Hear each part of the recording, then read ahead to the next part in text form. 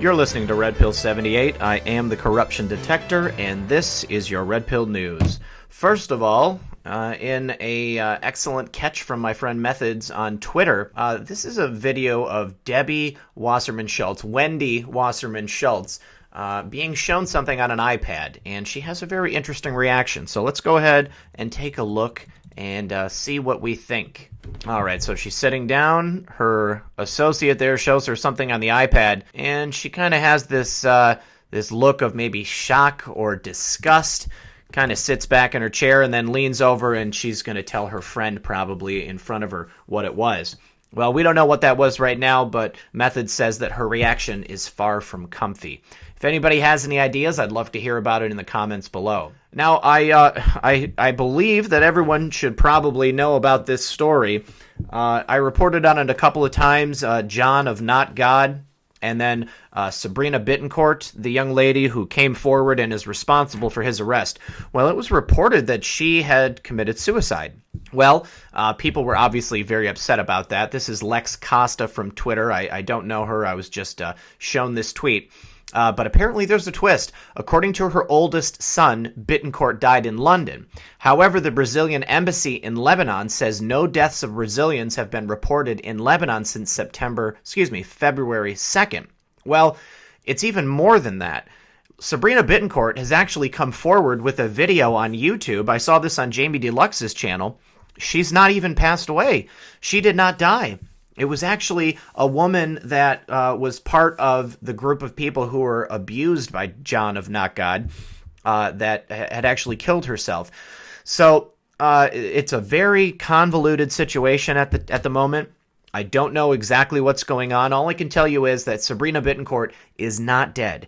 Thank God. She is still with us, and she can still testify and be part of this this court proceeding. Hopefully that will be coming up and putting this guy away for a long time, not only for abusing the people who followed him, but also for those horrible farms that we learned about where he would coerce women into basically, running an adoption for money ring, and then they would be killed after 10 years. So just wanted to bring that update to you guys. Now I have another update on the Tony Pastini saga. This is the fake cop who crashed his plane into a Yorba Linda neighborhood in California. This is just real quick. 5 facts from Heavy. Quick things we need to know. Anthony Tony Pastini, the pilot of a fatal Cessna plane crash in Yorba Linda that killed him and 4 people in a neighborhood home, had fake credentials that identified him as a Chicago police officer. Now, we know that he was flying to visit family in the area. Authorities haven't yet said what caused the terrifying crash, and more details are emerging. Here's what we know so far about Tony Pastini. All right, so number 1.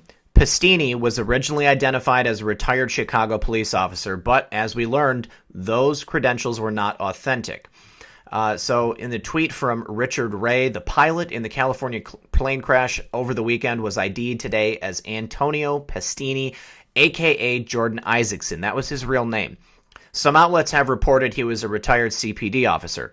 Chicago police say they have no record of anyone by those names ever having worked at the department. And this is an actual picture of Tony Pastini. Today, OC sheriffs say it was Antonio Pastini, last registered owner of the plane, but last night the OC sheriff called Isaacson's daughter and told her it was her dad because that was his actual name. Now, shortly after the crash on Sunday, Pastini, 75, was identified as a former Chicago police officer who had been with the force for 21 years. Later, the Orange County Sheriff's Department said they discovered that the credentials were not legitimate. The Chicago Police Department contacted the Orange County Sheriff's Office after news spread that he was a former officer and said this was not the case. Authorities say that his other credentials, which included an FAA pilot's license, are authentic. It's not clear why he had the Chicago police credentials that were not real. But as we remember from my other report, the badge was real. That was stolen some, 20-odd years ago. Now, the plane appeared to explode over Yorba Linda neighborhood, killing 4 people in a home below. On Sunday, the plane crashed about 10 minutes from the Fullerton Municipal Airport. Now, this is actual footage of the house on fire. Let's take a look. Get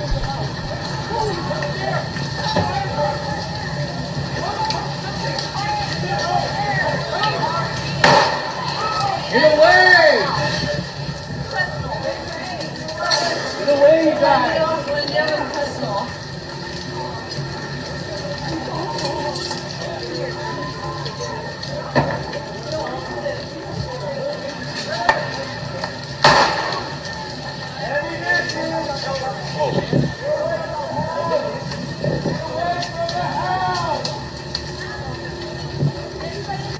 we're going to cut it there. So a friend of mine on Twitter, whose close associate, shall I say, is able to get us a copy of the NTSB report. We will be having that once it's released, and maybe a little sooner. That'd be cool. But this individual, I'm not going to name them yet because I haven't gotten permission, but they know about more about planes than I do. I said that the fuselage didn't hit the house, so why did it explode? Well, I guess the fuel's in the plane wings.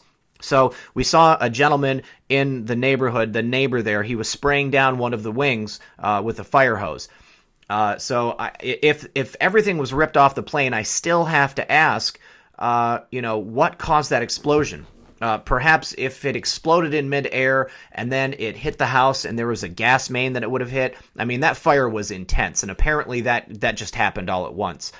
Now, security cam footage shows debris falling from the plane. Authorities said that debris hit the home below, killing the people inside. We're going to watch this too.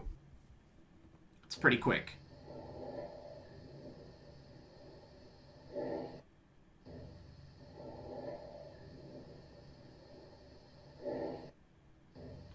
Looks like the plane wings are attached right there. The victims in the home below have not yet been identified, ABC7 noted, because DNA analysis is needed for official identification. So that's so sad. Originally, reports said the two had died but had suffered burn injuries. Authorities said the residents were hosting a football party when the crash happened, KABC reported. Neighbors told KTLA5 that the victims were a husband and wife, daughter, and son-in-law. Oh, that is so sad. Parts of the plane's fuselage were found in the backyard of a home on Canyon Drive near the home of Crestnoll Drive that was destroyed. Debris from the plane damaged 4 to 5 homes, NTSB said. The cause of the crash is not known. Witnesses said they saw the plane appear to explode in the air and pieces fall to the neighborhood below. Others said they heard some kind of high-pitched sound before the plane crashed, and we were told by an investigator in an earlier report that was, most likely just the plane, coming down so fast. No distress call was made before the crash. He had climbed to 7,800 feet before the crash, Record Courier reported. Pastini was flying solo and had taken off in a 1981 Cessna 414A at 1:35 p.m. on Sunday, the OC Register shared. Now, number 3. Pastini owned Kim Lee's Sushi in Carson City and had also owned a deli and hot dog store. Pastini, who was from Gardnerville, Nevada, and lived in Ruenstroth, also owned a restaurant in Carson City, the Record Courier reported. Record Courier identified the restaurant as Sushi and Terry Kim Lee's Japanese restaurant. That's a bit of a mouthful. However, other sources, including a 2010 article, identified it as Kim Lee's Sushi. You can see Kim Lee's Sushi and Teriyaki Facebook page here. A 2014 version of the site says it was originally called Sushi Terry and was established by Debbie Pastini and Isaki Sato. The original restaurant opened in 1991 and moved in 2008, according to Record Courier, and a Gardnerville location opened in 2009 and closed in 2014. However, the website indicates that the first restaurant actually opened in 1988 in Reno, Nevada. A 2013 website indicates that at one point, the restaurant had 3 locations: Carson City, Gardnerville, and Dayton. Cached versions of the website are being linked because the restaurant's domain registration expired on January 29th and is pending renewal. Online reviews show the restaurant is beloved. It has 3.5 stars on Yelp and 4.5 stars out of nearly 300 reviews on Google. Pastini also trained restaurant owners on food and safety, NBC Los Angeles reported. A 2010 story by Record Courier noted that Tony Pastini also owned Tony's Chicago Deli in Gardnerville and Mike's Wiener World. In that article, Pastini discussed how much he looked like a man who was using stolen credit cards to buy money orders and make bank withdrawals. His customers were asking if he was the man, but he pointed out that he had a tattoo that the man didn't have and a different shaped nose. Pastini also owned a tree farm in Oregon and has a twin brother. Number 4, he was an experienced pilot who sometimes flew medical missions. All right, so this is the home after the fire's been put out. His daughter, Julia Ackley, told OC Register that he had flown planes her entire life and was very familiar with the plane that crashed. He loved that plane, she said. It was his baby. He had owned the Cessna for about a year and had a new motor installed and got the plane a new paint job. Aviation records show he purchased the plane on December 21st, 2017, and it was registered in Chiloquin, Herald and News reported. New registration was pending on the plane at the time of the crash. It was filed by KL Management LLC in Klamath Falls on October 31st, 2018, and had been pending since January 2nd. The Oregon Secretary of State's office said that the company doesn't exist, but the address belongs to the location of a quilting business owned by a relative, Debbie Paine. The plane, an 8-seat Cessna, was built in 1981, Herald and News reported. Paine was a licensed commercial pilot and had a multi-engine landing rating, Record Courier reported. His daughter, Julia Ackley, told NBC News that he often flew medical missions for Angel flights. She said he could fly single engines, multi-engines, and helicopters. Number 5, Paine had 3 daughters and 7 grandchildren. His daughter said he was her hero. Let's go ahead and listen to what she had to say. I called him that night and asked him to call me when he got home safely. The only call I got was from the sheriff's department. Very sad. Very sad. Paine was married and had 3 grown daughters, 7 grandchildren, and 4 great-grandchildren. Ackley said her father often flew the plane to visit family and had just flown into Fullerton on Friday night, 2 days before the crash. He spent time with her and her daughter. We ended up having lunch and ice cream and making plans for my daughter's softball game, she said. The last she heard from him, she said, was when he told her that he loved her and would be visiting again soon. She told media that her dad was her hero. Paine was born Jordan Isaacson, but he went by Antonio Tony Paine, his daughter told NBC Los Angeles. He was also sometimes called Ike.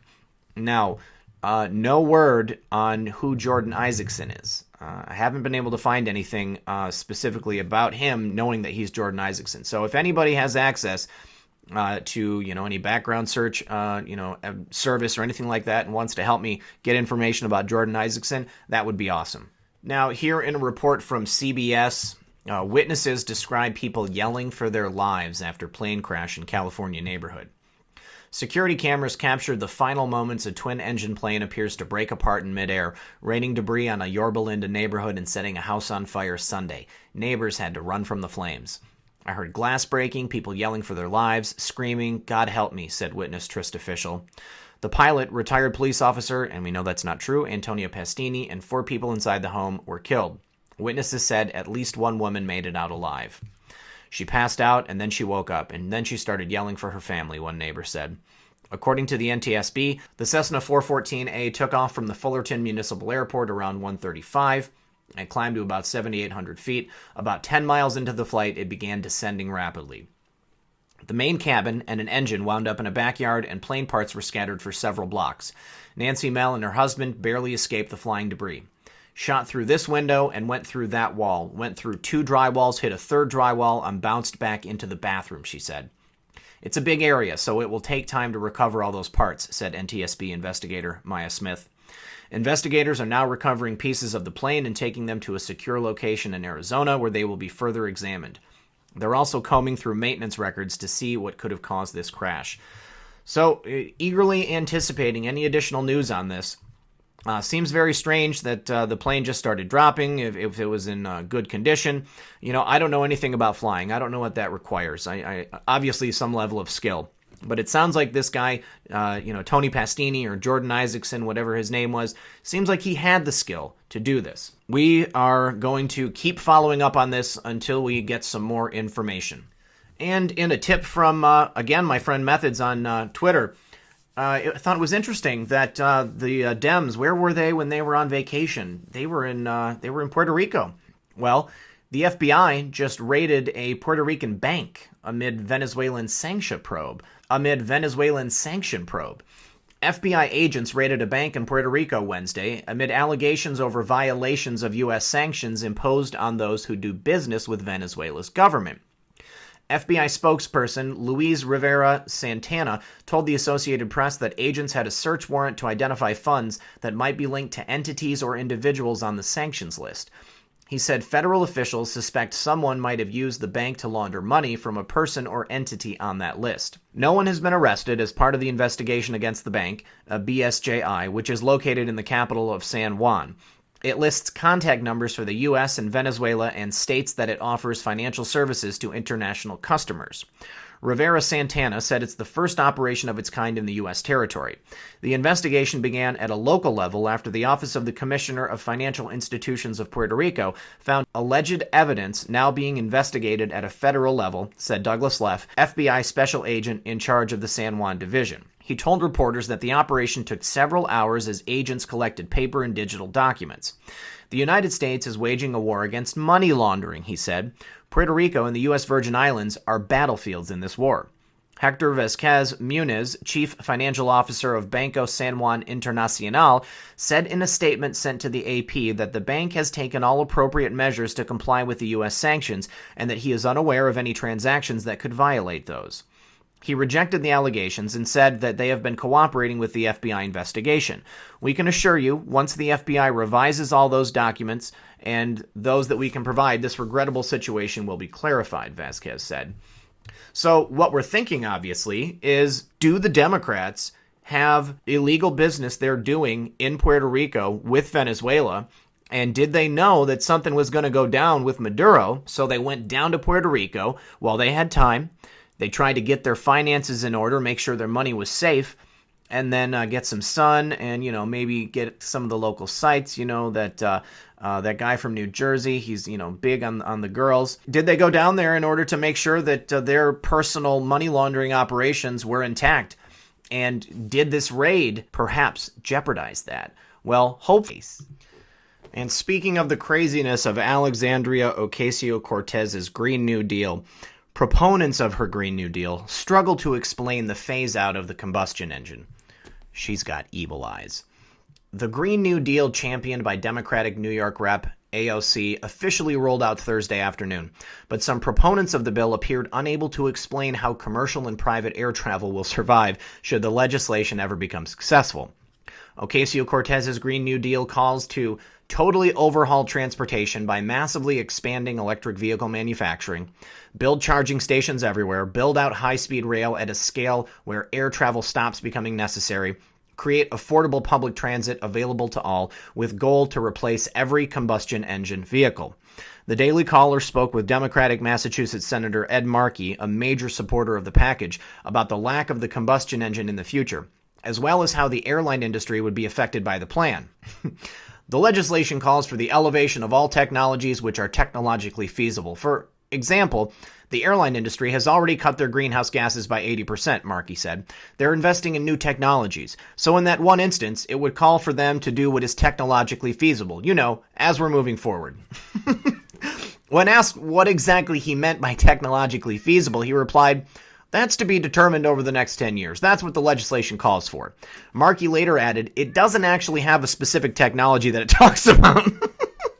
The part of the Senate resolution related to vehicles with combustion engine states, overhauling transportation systems in the United States to remove pollution and greenhouse gas emissions from the transportation sector as much as is technologically feasible, including through investment in zero-emission vehicle infrastructure and manufacturing, clean, affordable, and accessible public transit, and high-speed rail, initiating and managing the long-term adverse health, economic, and other effects of pollution and climate change, including by providing funds for community-defined projects and strategies, removing greenhouse gases from the atmosphere, and reducing pollution by restoring natural ecosystems through proven low-tech solutions that increase soil carbon storage, such as land preservation and afforestation, restoring and protecting threatened, endangered, and fragile ecosystems through the locally appropriate and science-based projects that enhance biodiversity and support climate resiliency.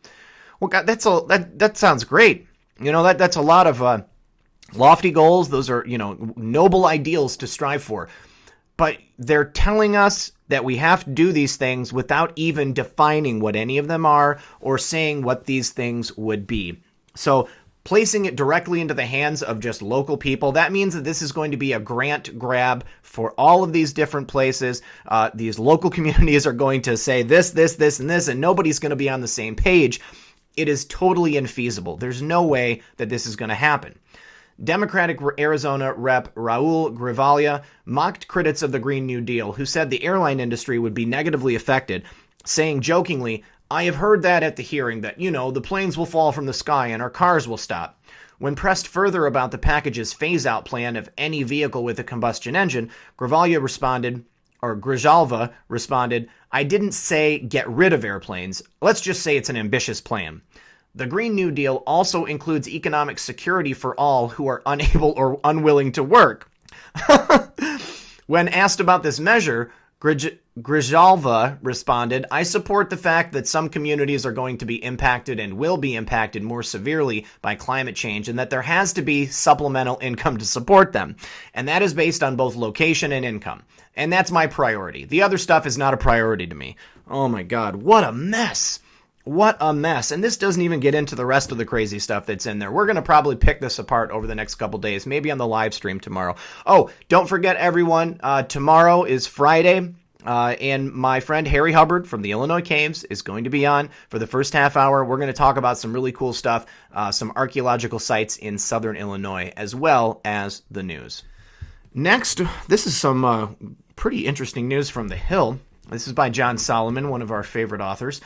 Robert Mueller has been hauled before the secret FISA court to address FBI abuses from 2002, Congress is told. Robert Mueller, the former FBI director and current special prosecutor in the Russia case, once was hauled before the nation's secret intelligence court to address a large number of instances in which the FBI cheated on sensitive surveillance warrants, according to evidence gathered by congressional investigators.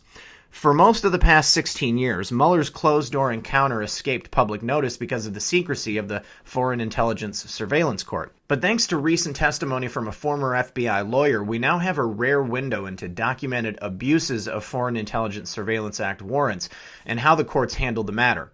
The episode is taking on new significance as Mueller moves into the final stages of the Russia probe, while evidence mounts that the FBI work preceding his appointment as special prosecutor may have involved improprieties in the securing of a FISA warrant to spy on Donald Trump's campaign in the final weeks of the 2016 campaign.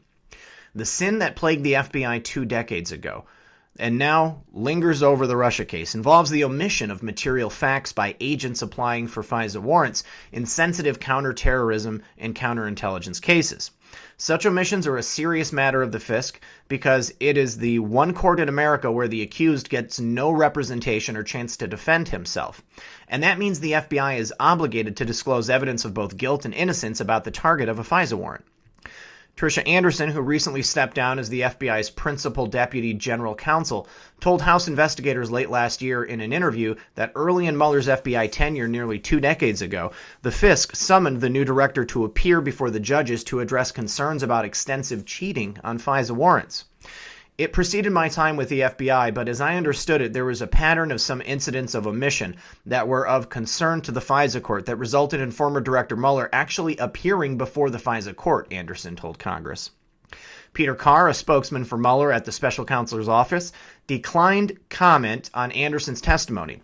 So too did FBI spokeswoman Kelsey Pietranton. Other sources who worked for Mueller at the time told me the court's concerns arose in 2002 and 2003, shortly after America was stunned by the September 11, 2001 terror attacks, when the FISC learned that FBI had omitted material facts from FISA warrant applications in more than 75 terrorism cases that dated back to the late 1990s. Most of the omissions occurred in FBI work that predated Mueller's arrival, the source said. But the court wanted assurances the new sheriff in town was going to stop such widespread abuses. Mueller told the court that the FBI had created a new system called the Woods Procedures, named for the FBI lawyer who drafted them, to ensure FISA warrant applications were accurate and did not omit material information, according to Anderson's congressional interview. My understanding is he committed to the court to address the problem, and then the series of reforms that we implemented, including the use of the Woods form, were the direct result of his engagement before the FISA court, Anderson told Congress. Mueller does not appear ever to have publicly addressed his appearance before the FISC. But once in a follow-up written answers to the Senate Judiciary Committee, he acknowledged there was a period in which the FBI was caught filing inaccurate FISA warrants. Prior to implementation of the so-called Woods procedures, there were instances where inaccurate information was provided by the FBI field offices and headquarters personnel to the court, Mueller wrote to senators in 2003. A declassified FISC order from 2002 gives a glimpse into how serious the omissions were. In one case, the FBI failed to tell the court that the person they were seeking a FISA warrant to surveil was, in fact, one of their own informants. The court expressed concern that misinformation found its way into the FISA applications and remained uncorrected for more than 1 year, despite procedures to verify the accuracy of FISA pleadings. Anderson's testimony isn't just for the history books. It has as much relevance today as when the judges first became upset with the FBI. That's because we now know that the FBI in 2016 omitted significant information from the application for the FISA warrant that allowed it to spy on the Trump campaign advisor Carter Page in hopes of finding evidence of collusion between Russia and the GOP presidential nominee's campaign. Thanks to congressional oversight and declassified documents, we now know the FBI failed to tell the court that the primary evidence it used to support its warrant, the so-called Steele dossier, was political opposition research produced on behalf of and paid for by the Democratic Party and Hillary Clinton's campaign in hopes of harming Trump's election chances. We know the FBI falsely told the court in the first application warrant that it knew of no derogatory information about the dossier author, Christopher Steele, a retired British intelligence operative who worked simultaneously as an FBI source and a Clinton campaign opposition researcher. In fact, a senior Justice Department official named Bruce Orr warned the FBI that Steele was desperate to stop Trump from becoming president, and other evidence showed Steele had been leaking to the media in violation of FBI rules, all derogatory evidence weighing against Steele's credibility. Further, we've learned from congressional testimony of other FBI officials that the dossier's contents had not been corroborated by the FBI when it was used in the FISA application, even though the Woods procedures mentioned above required that only corroborated evidence be used in support of a warrant request. And finally, we know from sources that the FBI had other evidence suggesting the innocence of 2 Trump campaign aides it targeted, Page and George Papadopoulos, that wasn't provided to the court. As such, evidence has mounted. Some justice and FBI officials have whispered suggestions that the FBI didn't have an obligation to disclose such information, and therefore there were no abuses. Yet, thanks to Anderson's recounting of the episode from 16 plus years ago, we now know the FISA judges don't tolerate omissions of material facts, and were angry enough in an earlier time to haul the FBI director into court to make their point. Anderson testified Mueller got to see that lesson up close and personal. The question now is, do the current Fisk judges and Justice Department supervisors, Deputy Attorney General Rod Rosenstein and FBI Director Christopher Wray among them, care the same about the integrity of the FISA process? If they do, the first step, as 2002 showed us, is to acknowledge the wrongdoing and put corrective action into place. Silence and hiding behind classified information don't serve the American interest, just the interests of an intelligence bureaucracy that wrongly allowed itself to be used for a political dirty trick. Excellent article from John Solomon. So this is incredible news, all right? It shows a pattern of abuse, not only on behalf of Mueller, but on behalf of the FBI to do whatever they need to do to get the warrants, to spy on people, and not present evidence showing that perhaps they have no right to get those warrants. Now that this has come out, hopefully, in some way, Trump is going to be able to use this to, get these FISA judges to take a look at what's happened and to admit that the information that they were shown to grant these warrants was completely unwarranted. And this is just one more link in the chain of the Russia witch hunt. Now, this is not the only good news that we've had recently. All right, so today, coming out of the Daily Caller, Senate Intel Chairman said, "We don't have anything that would suggest there was collusion." After more than 2 years of investigation, the Senate Select Committee on Intelligence has found no evidence of collusion between the Trump campaign and the Russian government, the committee's Republican chairman said in an interview. "If we write a report based upon the facts that we have, then we don't have anything that would suggest there was collusion by the Trump campaign and Russia," North Carolina Senator Richard Burr told CBS News. "If I can finish tomorrow, I would finish tomorrow," said Burr, adding, "We know we're getting to the bottom of the barrel because there's not any new questions that we're searching for answers to." The Senate panel has conducted more than 200 witness interviews and reviewed hundreds of thousands of documents as part of an investigation into Russian meddling in the 2016 election. The investigation, which has focused heavily on the collusion question, began in January 2017 alongside a parallel probe run out of the House Permanent Select Committee on Intelligence. Republicans on the House committee released a report on April 27, 2018, that found no evidence of collusion.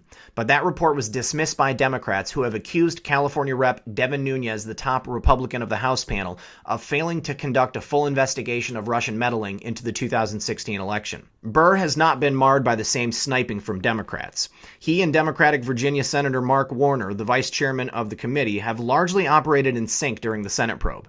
Burr noted in his CBS interview that he and Warner agreed early on they would only take major investigative steps, subpoenas, or witness interviews, only if both of them approved. That's pretty cool to see, bipartisanship right there.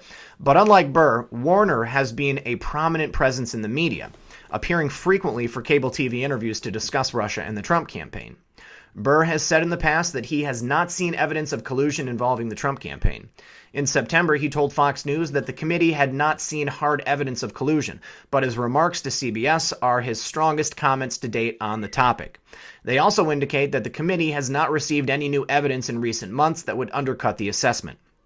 They could also portend a partisan rift as Democrats face political pressure to prove that members of the Trump campaign conspired with Russian operatives.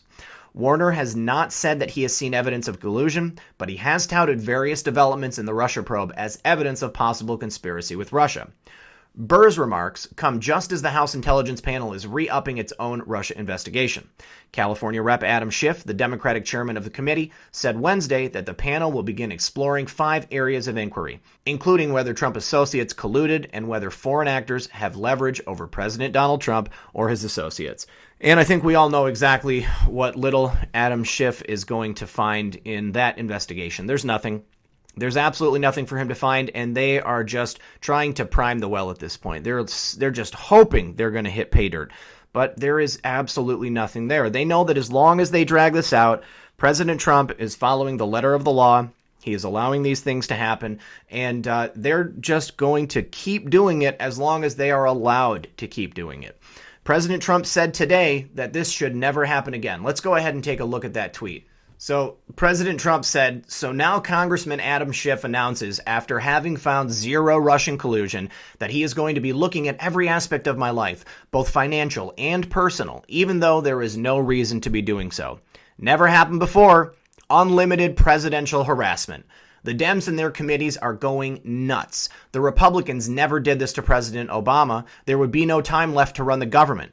I hear other committee heads will do the same thing, even stealing people who work at the White House, a continuation of the witch hunt. Democrats at the top are killing the great state of Virginia. If the 3 failing polls were Republicans, far stronger action would be taken. Virginia will come back home Republican in 2020. Presidential harassment. It should never be allowed to happen again." So here in this series of tweets, these 4 tweets, President Donald Trump, and it shows how he is being unfairly targeted. Meanwhile, in the state of Virginia, you've got the 3 top positions in the state, the governor, the lieutenant governor, and the attorney general, who really had some seriously bad behavior on their record and apparently never did anything to cover it up. Now they just, either they remember and it's no big deal, or they don't remember and it's no big deal, but they're Democrats, so it's okay. But God forbid you should be a Republican and you try to do something to help this country, because if that happens, your whole life is going to get picked apart and you are going to be drawn and quartered before the public in the square. So everyone, I'm pretty much going to have to wrap it up there. You can see from the tabs on my screen, I've got a lot more news to go over, but I'm going to have to save it for tomorrow's episode. I want to thank everyone for joining me once again. This has been Red Pill 78. I am the Corruption Detector, and this was your Red Pill News. Good luck, everyone, and God bless.